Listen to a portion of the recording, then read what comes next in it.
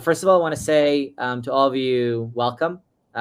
This is an initiative that we have started 3 years ago as a small startup trying to build a community for Cyber Risk Summit. We're probably 100 people today, over 1,000 people that are continuously joining these gatherings with one single purpose: trying to understand how we can manage risk better. Every 6 months that we host it, we see the audience and the crowd. First of all, a lot of people are joining again and again, as well as a lot of newcomers that are coming in to listen to the greatest minds in the industry, talking and thinking about risk. Um, and I can say, at least for me, these are the highlights and peaks when it comes to our marketing activity, and how we can hopefully give back to the community or supporting also us as a company. So with that, I'm going to quickly introduce myself, introduce Jason, then dive into the agenda in the first session. It's going to talk about the evolution of exposure risk management in 2024. And we've started a company in 2018 where the world of exposure management, vulnerability management was totally different in the way that it is today. And what we need to do today as information security specialists in this, in order to run this program.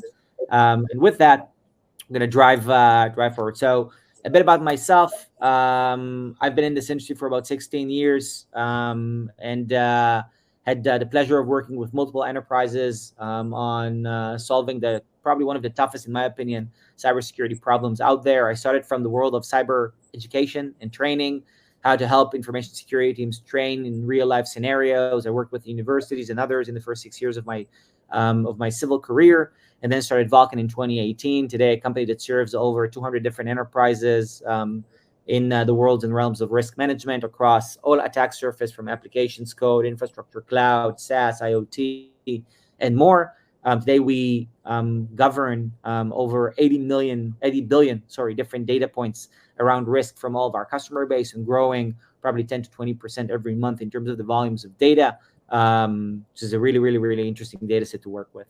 With me is Jason Steer. Jason, just yourself. Hey, Yaniv.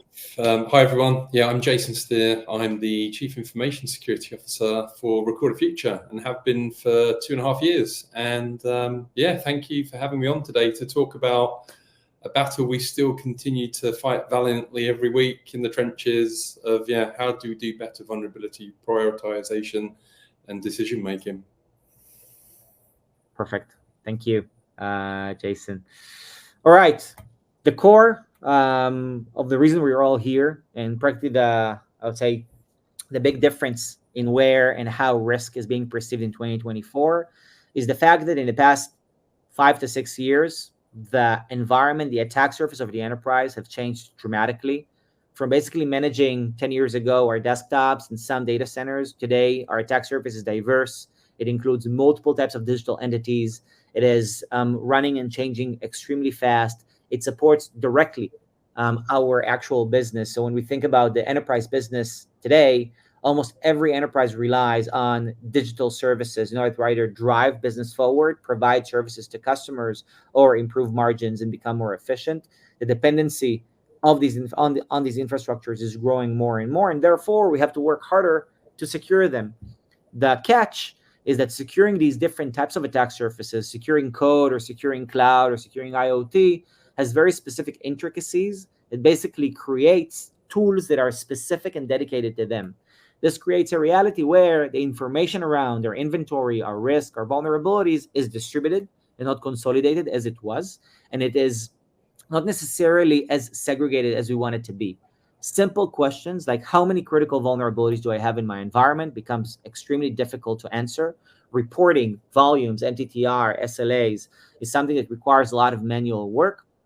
And the understanding and putting these vulnerabilities that has also a wider meaning. A vulnerability today is not only a CVE, it could be a problem in your code, a misconfiguration in your cloud, an overprivileged user in one of your SaaS services.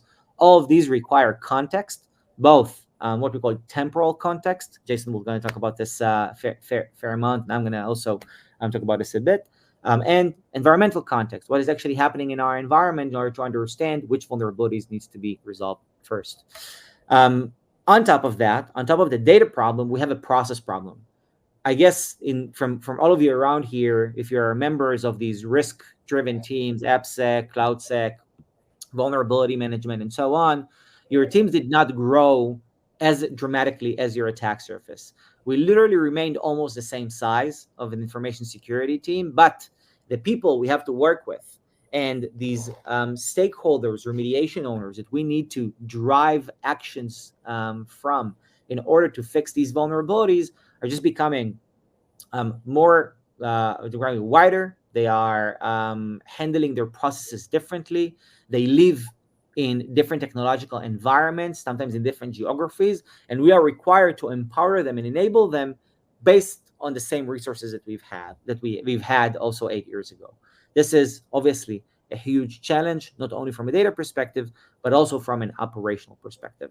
And this is the reason why we are here. We are here to combat and tackle all of these different nuances in the problem and try to understand how organizations today handle these programs at scale. What can we learn from one another, and how can we learn from one another in hopefully the pursuit of effective and continuous threat and exposure management. So what we're going to do now is quite interesting. We're going to review some of the stats that we have gathered across the past 2 years, and and try to show, reflect the difference in what the world is today in terms of threat and exposure management and where it was. The first thing that we are seeing across basically all of our customers, and is when we talk with partners and with analysts and so on, is that all of the enterprises today feel, or this vast majority of them feel, that their attack surface is dramatically expanding, that they're losing control. And the outcome of that, or the reason of that, is that there are, again, a lot of different digital assets and a lot of different new types of vulnerabilities that are out there. And I want to start by asking Jason a question on the temporal aspects of these. Recorded Future obviously monitors a lot of different threat actors in the wild. And if you look at what they cared about 10 years ago and how they used to share information or to find entries into enterprises 10 years ago versus today, there's a major difference. How do you see the expansion of the attack surface influences the actual attackers in the wild, the way they think about penetrating enterprises, the type of data that they're looking for, and type of attack surfaces they're focusing on? Oh, such a great question, and we could probably spend hours talking about this. But maybe we can try and consolidate it down to maybe one or two, specifically, interesting trends that for the audience we can focus in on. I think the exploitation of devices that connect at the edge of our networks continues. VPNs, remote desktop technologies, continue to be highly exploited by, for example, ransomware groups very successfully. But as we saw in the United States late last year, we see Vault, Typhoon, and other threat actors pre-positioning on all sorts of technologies like VPNs and others to be able to operate under the radar to some extent. So, and I think the takeaway there is there's a number of different motivations of why these technologies continue to be exploited or attempted to be exploited for a variety of purposes that aren't always about money. But when we were in London, we just happened the Snowflake event, and I think the second comment I wanted to focus on is just the rise of InfoStealer malware families by threat actors. And what that means to organizations is we talked about assets in London, Yaniv, and the realization that in the world that we operate in now, where our identities essentially are assets that we use to authenticate to cloud-based services, for example, like Okta and other IDPs, is that our identities are assets that are very, very valuable for threat actors today. And in the nearly 3 years that we've been tracking InfoStealer malware families, that's risen from maybe 2 or 3 years ago to over 25 that we track right now. So what, I think for the audience, the bit that terrifies me, but gives me confidence, is also that this breaks zero trust architectures in InfoStealer malware. With tokens, authentication cookies embedded, if you can collect them from compromised devices, I can bypass strong multi-factor authentication controls. So knowing what assets I have behind these types of tools and knowing, my identity-based assets moving forward, are just two of the trends that we are hyper vigilant and focused on, because these trends only going in a strong upward direction, unfortunately. Yep. I think that this is that the snowflake thing that you mentioned, we talked about 2 weeks ago. Eventually gets us back to, I think, the essence of these programs. These programs are focused on the basics, and the basics in security is 2FAs, rotating passwords, rotating tokens, making sure you patch the right things. Once we keep to the basics, it's way more likely that we're going to keep ourselves secure than doing the sophisticated stuff. Sophisticated stuff are also important, but basics first, and then sophisticated attributes. So, thank you. Next up, we're a bit short on time, so we're going to go in different statistics. One more thing that I think was very interesting, we talked about it 2 weeks ago as well, is the fact that today we see that 25% of high-risk vulnerabilities had exploits published on the day CVE was published as well. This is basically saying that the time that we have to actually mitigate or remediate these vulnerabilities before they're actively exploited is becoming shorter and shorter. It used to be 7 days, and now just dropping down to about 3. And I think that that as the broader context to it, one of the things that we as an industry try to rely on are different sources or repositories of vulnerabilities and their context out there. And me and Jason talked about it 2 weeks ago that we got hit in this aspect with the latest NVD slowdown and news related to it. We found that the reliance of the industry on not really I would say it's funded, but not well-funded organization that struggles to keep the service up in a way or in a manner that meets attackers, puts this concept as a whole under review. And Jason, I'm curious both on how your customers reached out to you to record it in order to mitigate this gap, as well as how do you think we as an industry are gonna eventually mitigate this NVD slowdown, although there seems to be signals of improvement there. But the NVD slowdown and the lack of trustworthy vulnerability information coming in from, say, government-funded or government-supported source. Yeah, it's a difficult one, Yaniv, isn't it? I get to meet lots of teams, thinking and worrying about vulnerability management and better decision making.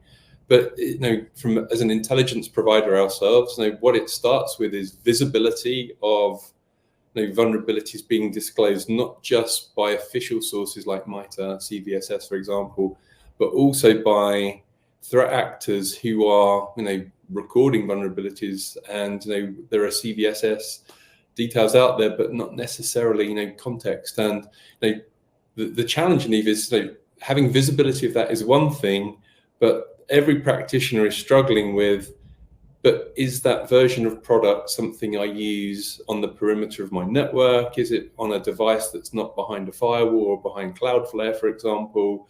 And that's the context of how confident am I that the asset that potentially has this risk is something we need to worry about. And I would say that it's those two things together, having insight without accurate information of what version of my VPN I'm running and what product it's provided by. Has it been patched? In what time period? It's that detail and complexity that still leaves these opportunities. And if I was going to be controversial, Yaniv, it's the vulnerabilities that have been disclosed 2, 3, 4, 5 years ago that are the ones that continue to hurt us.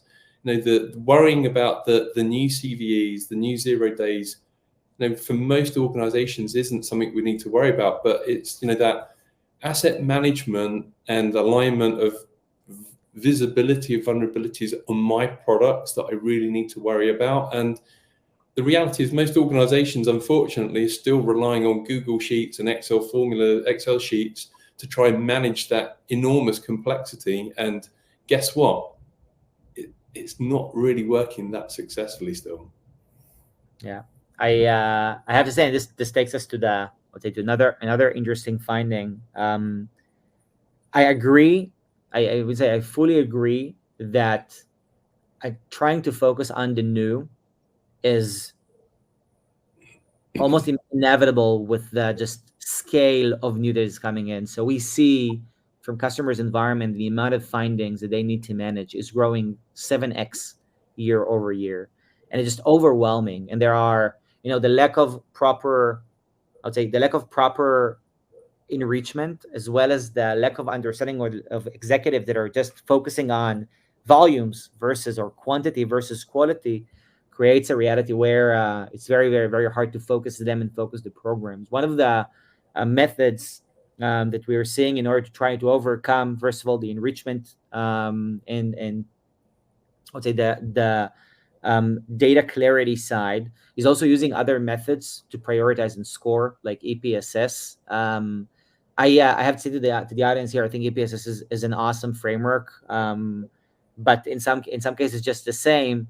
It takes us to look at, let's predict which new vulnerabilities are going to be exploited in the next 30 days, versus looking at the vast mountain of vulnerabilities that are already out there, that are already exploitable, and they're just waiting to be exploited in our environment too. So with that, I wonder, from a threat intel. So EPSS, threat intel, there are two sides of the same coin. We try to understand what attackers would do as in the next couple of days in order to find and prioritize better.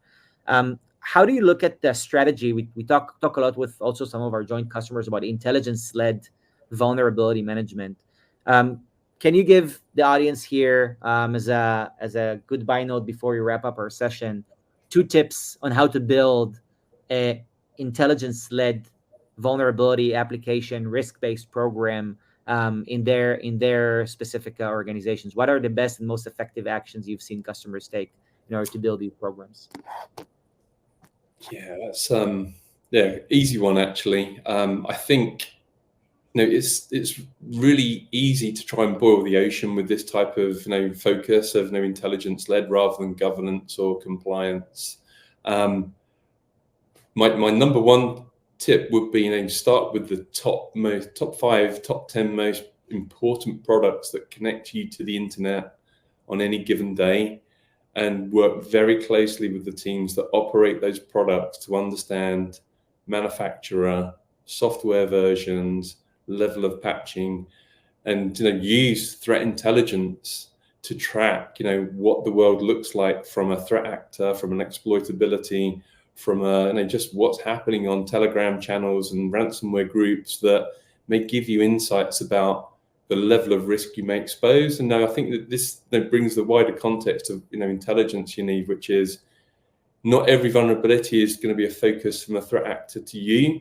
It's really important to think about your risk unique to your business and to your industry, because threat actors have specific focuses and targets and objectives, and when you understand those from a vulnerability management prioritization perspective, you can distill down. And I think that's the focus, is you have to distill it down into small bite-sized chunks in your top vendors, your top tools, and slowly build confidence that an intelligence actually helps you determine which vulnerabilities need fixing, which ones can be mitigated, which ones can be ignored. And I think my final point is we have to accept that things are going to go wrong sometimes. And I think from a security perspective, our job is to secure the organization, and that's the mission. And sometimes there may be unexpected outcomes. And we talked in London about the retailer who had a point of sale failure because of a patch that didn't work over a weekend. And people couldn't order and deliver their food online. And those are some of the unintended consequences of trying to do security. And the challenge of the CIA triad, confidentiality, integrity, availability. Sometimes we can't get everything right, but we're trying to do the right thing, and hopefully most of the time we will still win. Thank you very much, Jason, and thank you very much, everybody, for coming into the Cyber Risk Summit. We're excited for what's coming next. And Gal, the floor is yours again. Jason, thanks again.